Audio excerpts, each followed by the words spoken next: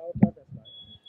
Sir, जो high court का कल प्रोनाउंसमेंट हुई थी कोर्ट नंबर 17 से, उसमें हमने जो 11 जून 2019 को गवर्नमेंट का एक नोटिफिकेशन था, जिसमें सोशियो इकोनॉमिक क्राइटेरिया के बेसिस पे जो कैंडिडेट्स हैं उनको 10 नंबर दिए जाते थे और 90 नंबर का रिटर्न एग्ज़ाम था, तो इस तरह 100 नंबर का एग्ज़ाम होता था।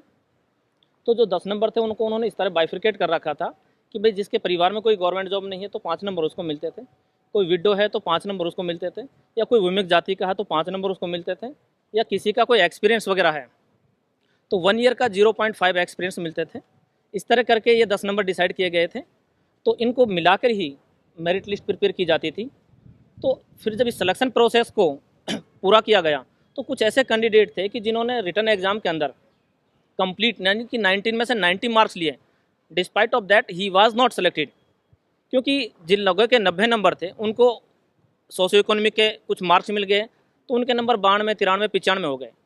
तो जो कैंडिडेट 92, 93 ले गए और जिनको सोशियो इकोनॉमिक के बेनिफिट नहीं मिले और रिटर्न में 100% में से 100% लिया, इसके बावजूद भी उसका सिलेक्शन नहीं हुआ, तो उन्होंने हाई कोर्ट को चैलेंज किया कि जो नोटिफिकेशन है गवर्नमेंट का सोशियो इकोनॉमिक क्राइटेरिया के गलत है, ये अगेंस्ट द आर्टिकल 14, 15 और 16 के अगेंस्ट है, अगेंस्ट द मेरिट है। क्योंकि मेरिट जो सिलेक्शन का क्राइटेरिया है कि that to be find the meritorious candidate for the suitable candidate for a particular post. जब इस तरह के जो मेरिटोरियस कैंडिडेट हैं who are higher in the merit, who are the topper in their written examination, despite of that they could not be selected, तो it is totally against the rule, against the article 14 and 16 of the constitution of India. तो क्या अब जिन लोगों को number मिले थे भर्ती होगी तो क्या उनकी नौकरी में खतरा है? तो माननीय हाई कोर्ट ने ये कहा है कि भाई जो नोटिफिकेशन है इसको क्वेश कर दिया गया, सेट असाइड कर दिया गया है। इसके बावजूद जो मेरिट लिस्ट अगेन प्रिपेयर की जाएगी only on the basis of the return examination. अगर उसके बावजूद जो बच्चा ऑलरेडी सेलेक्टेड है and despite of the revise of the result अगर वो फिर से मेरिट में आता है तो ही विल बी कंटिन्यू, और अगर बच्चा उससे आउट ऑफ जोन मेरिट में आ जाता है तो उसको after following the due process of the law means giving the show cause notice और उसको सर्विस से खत्म हटा दिया जाएगा। तो क्या सरकार की इसमें नियम बनाने में कभी क्या नियम गलत था ये? देखो, सरकार का नियम जो मंशा थी मैं मानता हूँ वो ठीक हो सकती है कि भाई जो डिसएडवांटेज लोग हैं जिनके घर में कोई रोज़गार नहीं है उस परिवार को, उस फैमिली को मतलब पुशअप करना, लेकिन इसमें जो 10 नंबर है ये बहुत जो गैप है वो काफ़ी बड़ा है, इसको कम किया जा सकता था।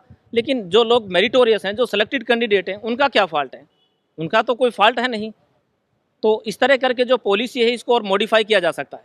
अगर गवर्नमेंट की नीयत ठीक है और उसको बेनिफिट देना चाहते हैं वीकर फैमिली को, वीकर कैंडिडेट को, और उनको अपलिफ्ट करना चाहते हैं, लेकिन इतने नंबर के साथ उसको एडजस्ट नहीं किया जा सकता। ये अधिसूचना कब जारी हुई थी और कौन से ईयर का ये पूरा पर्टिकुलर मामला है? देखो सर, ये जो नोटिफिकेशन था गवर्नमेंट का वो 11 जून 2019 का है, और 11 जून नोटिफिकेशन के ऑनवर्ड जितनी भी रिक्रूटमेंट एचएससी के द्वारा हुई हैं ये इसका इफेक्ट उन सभी पे आएगा सर।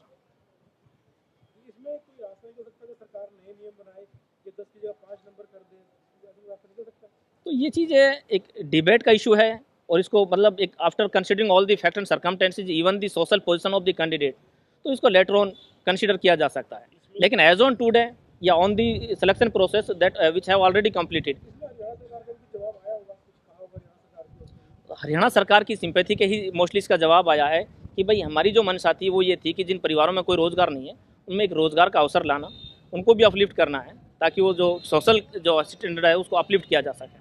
ये जो कैंडिडेट्स इसमें सेलेक्ट हुए हैं सर, जी। इसको लेकर संशय ये बना हुआ है कि कितने कैंडिडेट्स इसमें बाहर हो सकते हैं, या फिर क्या सरकार अपनी तरफ से उन कैंडिडेट्स को कोई रियायत दे सकती है, उनको नौकरी में देखो बनाए रख सकती है? सर, सरकार that is the different thing, judiciary is independent, और ये डबल बेंच का डिसीजन है। Only remedy to file an SLP before the supreme court to challenge that order if the government want to challenge that order. Sir actual में आपको मैं एक for example देता हूँ कि इस भर्ती के अंदर 400 पोस्टें सब इंस्पेक्टर की थी।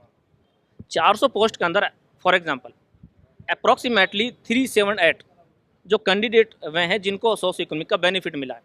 हार्डली 20 या 22 कैंडिडेट ऐसे हैं कि जो विदाउट गेटिंग द बेनिफिट इनका सिलेक्शन हुआ। अब आप अंदाज़ा लगा सकते हैं कि सोशो इकोनॉमिक नोटिफिकेशन का कितना लार्ज लेवल पर जो कैंडिडेट उनको पर इफेक्ट